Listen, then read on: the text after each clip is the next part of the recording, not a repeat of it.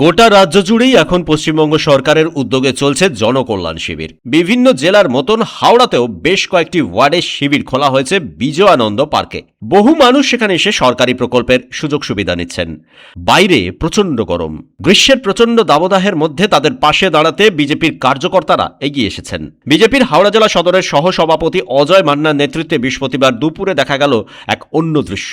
সাধারণ মানুষের হাতে ঠান্ডা পানীয় জল রসনা তুলে দিচ্ছেন তিনি। আজকে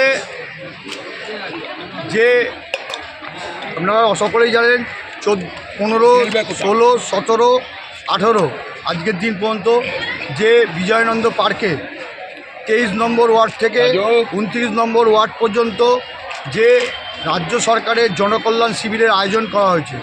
আমাদের কার্যকর্তারা এই শিবিরে যে এই প্রচণ্ড গরমে সাধারণ মানুষের জন্য ঠান্ডা রসনা বিতরণ করছে। এই সেবামূলক কাজ ইতিমধ্যেই বিভিন্ন জায়গার জনকল্যাণ শিবির থেকে রাজ্যের মুখ্যমন্ত্রী শুভেন্দু অধিকারী বেশ কিছু প্রকল্পের কথা ঘোষণা করেছেন। হাওড়া থেকে সুমন আদকের রিপোর্ট, পূবের কলম ডিজিটাল।